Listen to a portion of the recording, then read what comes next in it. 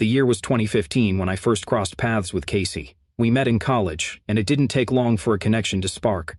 She had this infectious laugh, a brilliant mind, and a quick wit that made every conversation memorable. We hit it off from the beginning, and by the time 2019 rolled around, we were deep into a committed relationship. I truly believed she was the one, the person I would share my future with. My job at the factory wasn't glamorous, but I poured my soul into it, working relentless hours and saving every dime I could. My goal? To buy the perfect engagement ring and propose to her in a way she'd remember forever. Christmas seemed like the ideal opportunity. I imagined popping the question at her parents' house, surrounded by her family, in the middle of that warm, festive cheer. Everything felt right.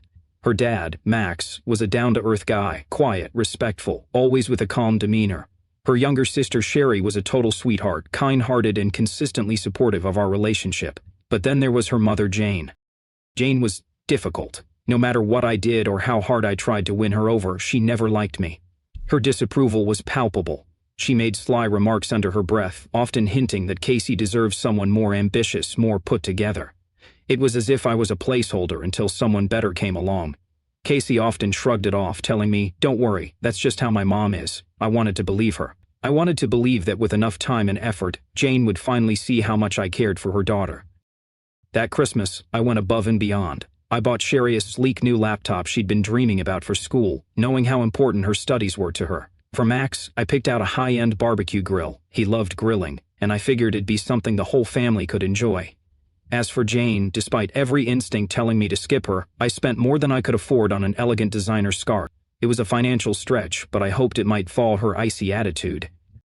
Casey was supposed to join us after her hospital shift, so I decided to hand out the presents before she arrived.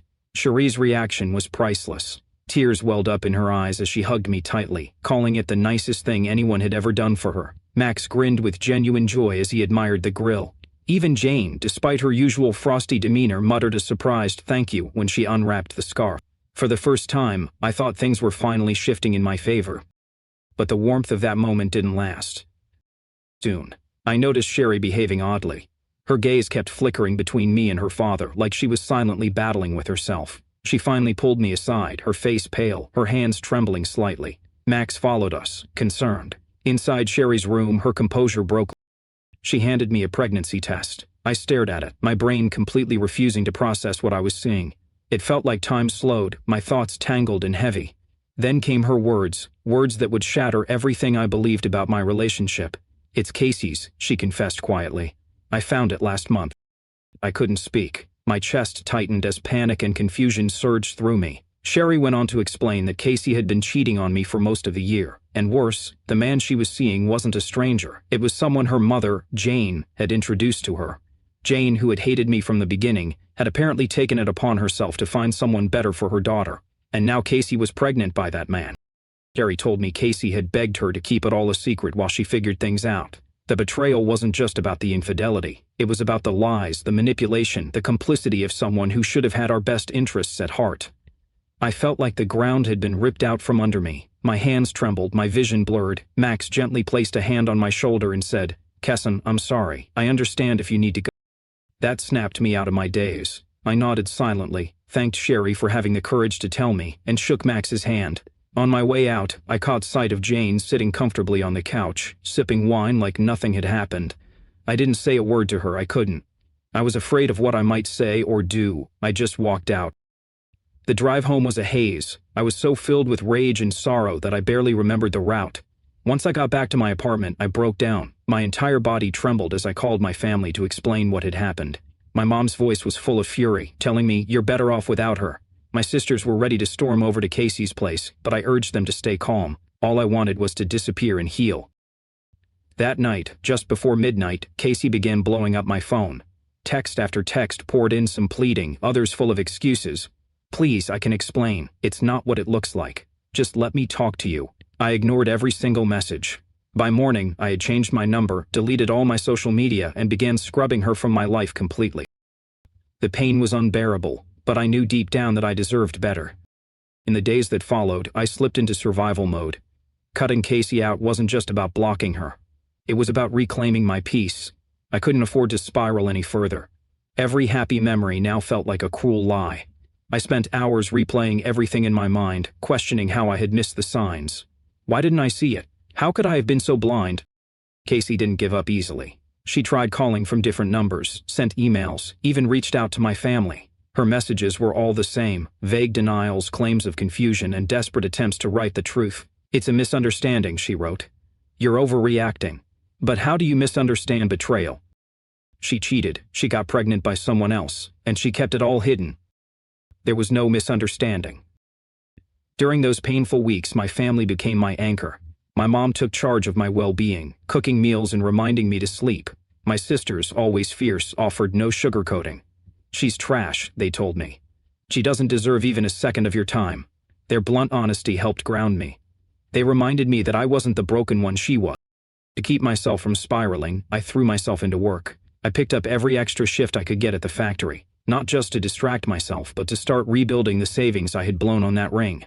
The ring that now sat useless in my drawer, a symbol of everything I had lost. But honestly, the money didn't hurt as much as the shattered dreams. I had lost the future I thought we were building together. After everything that happened with Casey, I knew I needed to redirect my energy inward. My life had revolved around that relationship for so long that I'd forgotten how to just be myself. So, I made a promise to focus on healing. Really healing, not just existing in pain. I joined a local basketball league to stay active and reconnect with old friends I'd unintentionally drifted away from while I was buried in that relationship. And for the first time in years, I started trying new things. One of them was cooking. Spoiler alert, I'm still absolutely terrible at it. My first omelet looked like scrambled rubber, but I had fun, and for once I was doing something just for me. Slowly, the weight began to lift. The fog of heartbreak didn't vanish overnight, but each little step forward made me feel a bit more like myself again. The ache in my chest dulled, the random crying spells disappeared. I wasn't whole yet, but I was getting there. Then came the curveball I wasn't ready for. It was the middle of 2020 when a message popped up from a mutual friend I hadn't heard from in months. They texted out of the blue, starting with, "Hey, did you hear about Casey?" For a moment, I considered ignoring it. I had done a solid job of keeping my distance, and I wasn't sure I wanted to reopen that wound. But curiosity got the better of me. Apparently, karma had come knocking. The man Casey cheated on me with, the one her mother introduced her to, had ghosted her. As soon as he learned he was the father of her child, he vanished. No calls, no support, nothing. Just gone. And now Casey was left alone, a single mom trying to navigate life without a partner, and without a clue what to do next. My reaction? Honestly, I felt nothing. Maybe a tiny sliver of satisfaction, like, well, that's what you get, but it wasn't rooted in vengeance. It was more a validation that walking away had been the right move. Her drama was no longer mine to fix, and I was genuinely relieved to be free from that chaos. But of course, peace is always short-lived. A couple of months later, Casey somehow got a hold of my new number. I still don't know how. It could have been through mutual contacts or social media breadcrumbs I missed. But one evening my phone rang, and it was her. Against my better judgment, I picked up. Maybe a part of me wanted to hear what she had to say. Within seconds, I regretted it. She launched into a teary apology, claiming she had made a huge mistake, that she never meant to hurt me, and that everything had spiraled out of control. I let her talk for a minute, just enough to hear her stumble through her script. Then I cut her off. "Casey," I said calmly, "I don't care anymore. Whatever you think you need to say, it won't change anything. We're done. That chapter is over." Suddenly, her tone flipped. She went from apologetic to accusatory in a heartbeat. She started guilt-tripping me, saying I owed her a chance to explain, that I was being cold and unfair. She told me I was abandoning her in her time of need. I didn't let her get far. "I don't owe you anything," I replied, my voice steady. "You made your choices. Now you live with them." And with that, I hung up. But of course the drama didn't end there. Not long after, Jane, her ever-delusional mother, jumped into the fray. I started getting messages from an unknown number. It was her, spewing venom. She accused me of being a coward, of running from my responsibilities. I had to reread the text several times just to make sure I understood. Responsibilities? Me? I wasn't the one who stepped out of a relationship. I wasn't the one who got pregnant by someone else. The audacity of it was almost laughable. I blocked her number too. For a while, it felt like I was being hunted. Like they couldn't let go and were trying to drag me back into the emotional tornado I had escaped. Every call, every text only cemented my resolve. I didn't want explanations. I didn't want closure. I just wanted to move forward. And slowly but surely, I did. Eventually, the messages stopped. The silence, once deafening, became peaceful. My days grew lighter, my mood steadier. I could finally breathe without wondering when the next storm would hit. When Mother's Day came around, I was excited to celebrate the one woman in my life who had always been solid, my mom. Along with my sister Raven, we planned a small lunch outing at Red Lobster, one of my mom's favorite spots. I wanted to treat her, to show her how much her support had meant through all the darkness. The day started off beautifully. We laughed, ate our fill of shrimp and cheddar biscuits, and for once, everything felt normal again. That is, until we got up to leave. As we made our way toward the door, I saw them, Jane and Sherry, seated at a booth near the entrance. Of all the places and times, my heart sank. Sherry's eyes widened when she saw me, and she looked like she wished she could melt into the floor. Jane, on the other hand, stared at me with her usual icy disdain. Raven noticed my reaction and immediately bristled. She's always had my back, and I could feel the tension rising in her. Then Jane spotted Raven, and her expression shifted. She looked startled, confused, like something had just clicked in her mind. I realized what was happening. Jane must have finally figured out that Raven, the woman she had long accused me of cheating with, was actually my sister. The sheer nerve of her assumptions almost made me laugh out loud. Raven leaned in and muttered, "You want me to handle this?" Her voice was low but fierce. I shook my head. The last thing I needed was a scene in a public restaurant. My mom gave Jane a withering glare before nudging me. "Let's just go," she said softly. But Sherry had other plans. She rushed forward, her voice almost pleading. "Please, can we talk? Just for a minute, alone." Raven was not having it. "Why would he want to talk to you?" she snapped, not bothering to hide her disgust. Sherry looked genuinely hurt, and it was my mom who finally stepped in and suggested I hear her out. Curiosity got the better of me, so I agreed. We walked a few steps away to a quieter corner of the restaurant. Sherry wasted no time. "I'm so sorry for everything," she said, her voice quivering. "I miss having you around. You were like a brother to me." I stayed silent and let her talk. She explained how things had unraveled since I left, how Casey was constantly in tears, regretting everything. "She's miserable," Sherry said. "She cries all the time. She keeps saying she wishes she could take it all back." "I'm sorry she's going through that," I replied evenly, "but it's not my problem anymore." She made her bed. Sherry nodded sadly, then told me something that hit deeper than I expected. "She destroyed the laptop you gave me," she said quietly. "It was right after you left. She was furious I told you the truth." That stung. I had given that laptop to Sherry as a gesture of kindness, as a sign that I saw her dreams and wanted to support them, and Casey had smashed it out of spite. Before we parted ways, I asked Sherry a question that had haunted me since Christmas. "Why does your mom hate me so much? What did I ever do to her?" Sherry hesitated before finally confessing. "She thought you were cheating. She saw you with another woman once and assumed the worst." When Sherry told me Jane had mistaken Raven for some secret lover, that the entire scandal had been sparked by that one misguided assumption, I was floored. My jaw literally dropped. All of it. The cheating, the lies, the breakup, the heartbreak. I actually started laughing, not because it was funny, but because it was so ridiculously avoidable.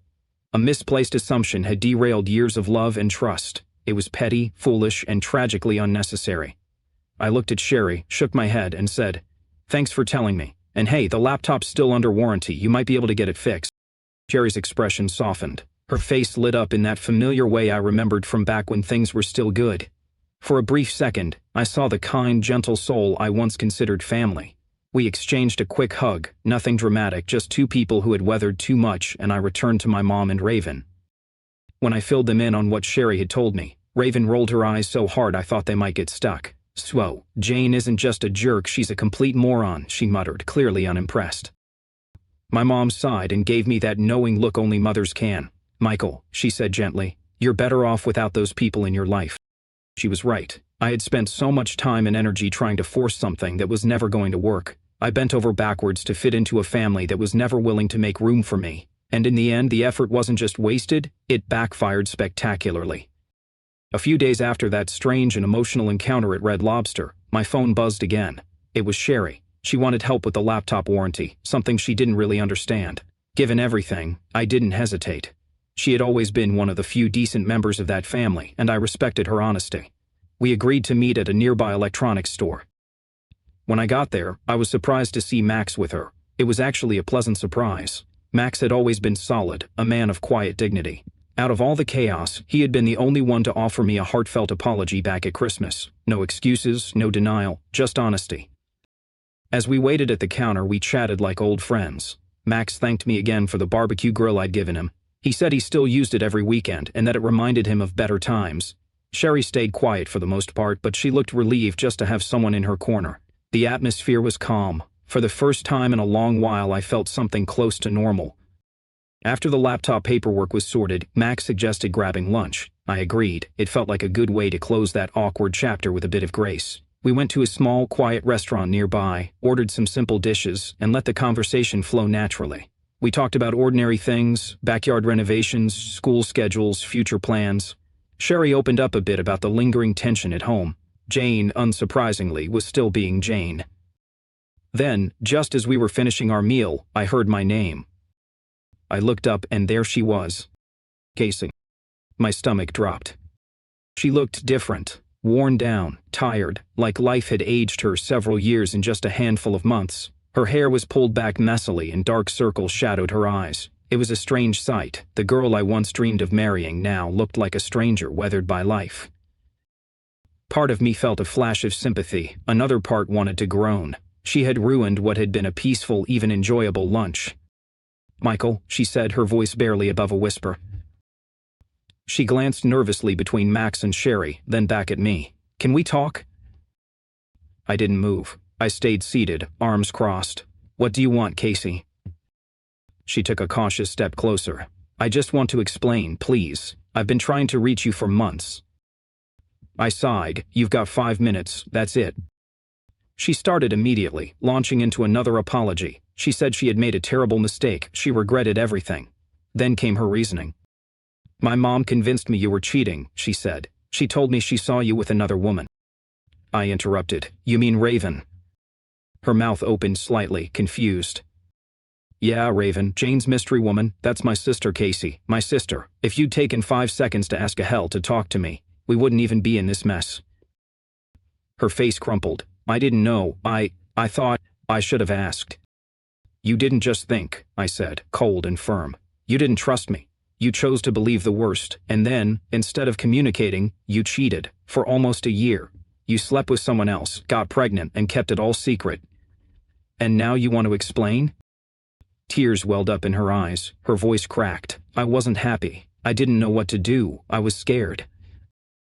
"You could have talked to me," I snapped. "You could have ended things if you were unhappy, but you didn't. You betrayed me." Max and Sherry sat awkwardly, clearly uncomfortable with the confrontation. Casey's tears fell freely now. Once upon a time, that might have moved me, but I had no tears left to give. "Please," she begged, "I want to fix this. I'll do anything." I shook my head slowly. "There's nothing to fix, Casey. You broke it, and I've already moved on. You should too." Then, she dropped a real bomb. "Buck, my son, he needs a father. He needs someone stable in his life." I blinked. The audacity left me speechless for a second. "Your son?" I repeated. "He's not my responsibility. That's between you and his actual father." She winced. He left. He doesn't want anything to do with us." "Shocker," I said flatly. "Sounds like a pattern." Tears streamed down her cheeks. "Why are you being so mean?" I stared at her in disbelief. "Mean? Casey, I worked myself to the bone, saving for a ring because I thought we had a future. I planned a home, a family, with you, and you threw it all away?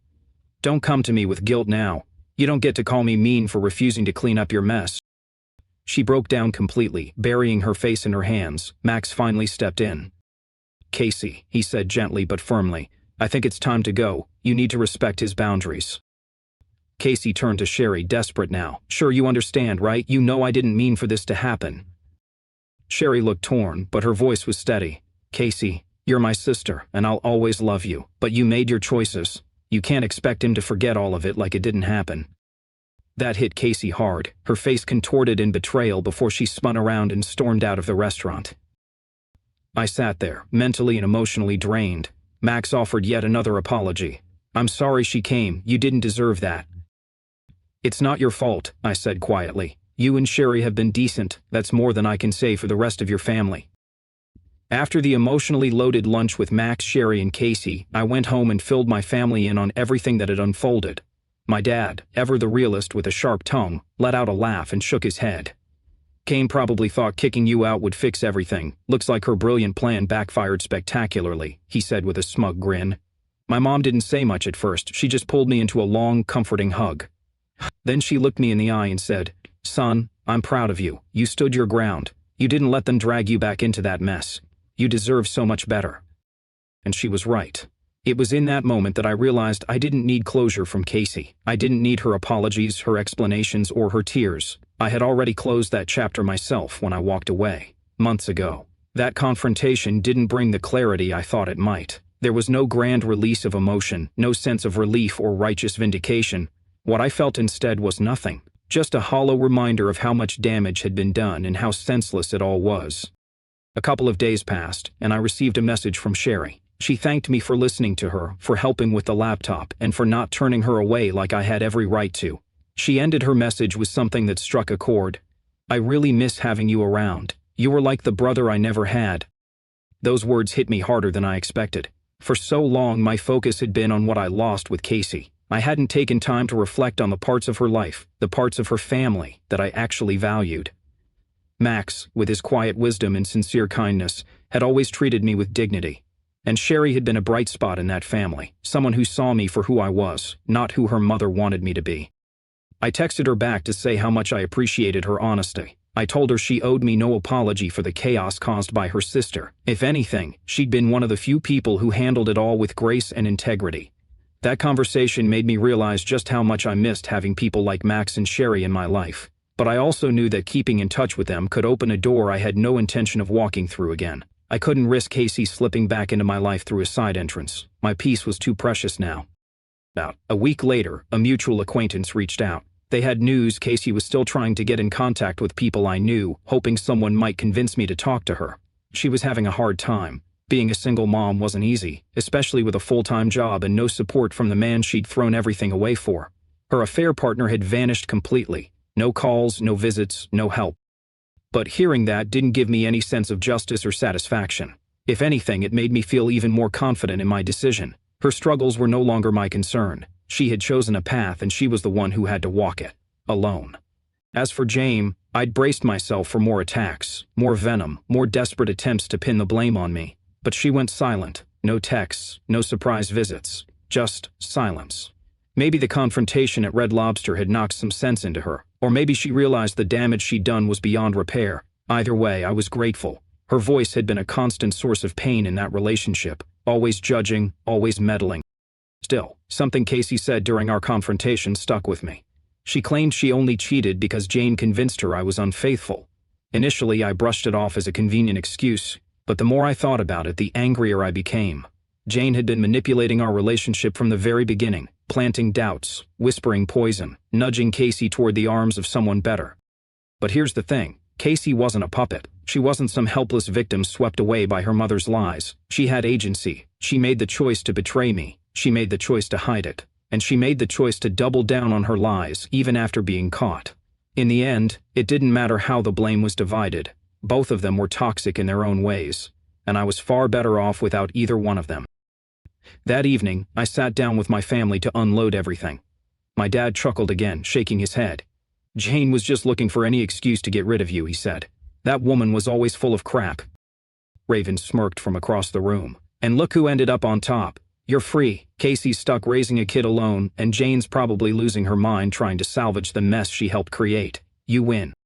But my mom, as always, brought the heart.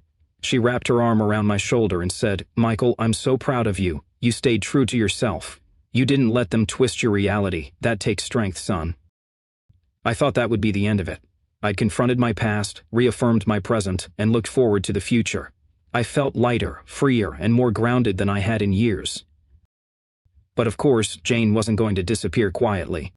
A few weeks later, I received a call from an unfamiliar number. I almost declined it but hesitated. Something in my gut told me to answer. I swiped my screen and brought the phone to my ear. "Michael," came the sharp, unmistakable voice. "Jane." I nearly hung up on the spot, but morbid curiosity made me stay on the line. What could she possibly want now? "What do you want, Jane?" I asked, already exhausted by her existence.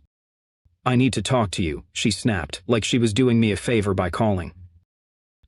There's nothing to talk about, I said. I've made my position crystal clear. I want nothing to do with you or Casey. Wait, she barked before I could end the call. This isn't about getting back together. It's about Casey and the baby. I sighed, pinching the bridge of my nose. There's nothing to say. That's her life now, not mine. Goodbye, Jane. Stop, she demanded. I just think you should take responsibility for your part in all of this.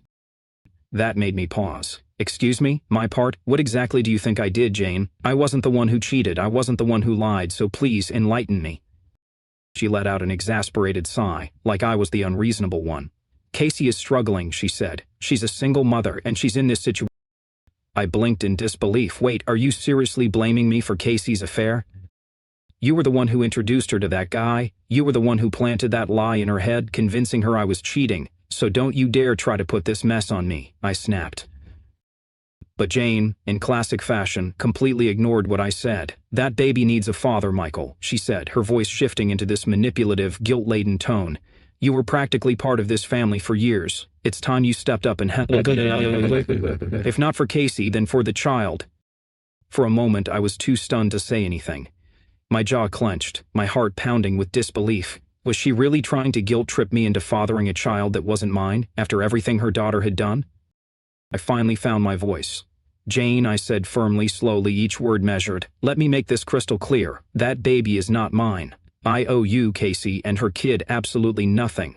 And if you call me again, I'll block you just like I did last time. She hissed back with venom in her voice. Selfish boy. You think you'll ever find someone better than Casey? She made a mistake, sure, but she's still the best you'll ever do. You're throwing away a good woman over something so trivial? That was it. I couldn't hold it in. I let out a deep, genuine laugh, a belly laugh filled with disbelief and sarcasm. Trivial? I repeated, almost choking on the absurdity. Trivial? Cheating on me for nearly a year, lying about who fathered her baby, trying to manipulate me into staying under false pretenses? That's trivial to you? I shook my head, a sad sort of amusement bubbling up. No wonder your family is a mess, Jane. Before she could get another word in, I hung up the phone and immediately blocked her number. I hoped, naively, that would be the last of it. But Jane had other plans. The very next day, I got a call from Max. He sounded tired, stressed, completely unlike the calm, collected man I'd come to respect. Michael, he began, his voice heavy. I need to apologize in advance. She's out of control. She's talking about showing up at your job. I sat up, alarmed. Wait, what? Why? She says you're refusing to face the consequences, Max said with a sigh. I've tried to talk her down, but you know how she gets. My stomach dropped. The last thing I needed was Jane barging into my workplace and airing our dirty laundry. But sure enough, just a few hours later, she did exactly that. She stormed into the office like a tornado, demanding to see me. Her voice boomed, "Where's Michael? I need to speak with him. It's a private family matter." I was in the back, but her voice carried like a siren. My manager came to find me, concern written all over her face. "Do you know this woman?" she asked. "Unfortunately, yes," I said, "and I'll handle it." When I stepped out, Jane turned her glare on me like I was a child who broke a vase. "You've been ignoring me," she barked. "But you're going to listen now?" "No," I said, standing firm. "You're on private property. You're disrupting my workplace. Leave now, or I'll call security." Her face turned red, her voice even louder. "You can't just ignore your responsibilities, Michael. I'll tell everyone here what kind of man you really are." I crossed my arms. "Go ahead. Tell them how your daughter cheated on me, lied about a pregnancy, and tried to trap me. Let's see how much sympathy you get." For a moment, she froze. Then, voice trembling with rage, she spat. "You're a pathetic excuse for a man. I hope you end up alone. No decent woman will ever want someone like you." Right then, security arrived. They escorted her out while she shouted obscenities. My coworkers watched the scene unfold, but thankfully, they didn't ask too many questions. When someone eventually did, I just shrugged and said, "Crazy X's mom. Long story." That night, I got a text from Sherry. She was mortified. "I'm so sorry," she wrote. "My mom's completely lost it. Max is furious. He's talking about filing for divorce." I felt a pang of sympathy for Max. He'd always been the only truly rational member of that family. "It's not your fault," I replied. "And honestly, I wouldn't blame him. She's done nothing but cause chaos." The entire ordeal left me emotionally drained. I lay in bed that night, staring at the ceiling, thinking about how far things had spiraled, but there was one thing I knew with absolute clarity now. Walking away from Casey and her family was the best decision I'd ever made. They were toxic, entitled, blinded by their own delusions. None of them ever took responsibility for their actions, and every time I tried to move on, they tried to drag me back.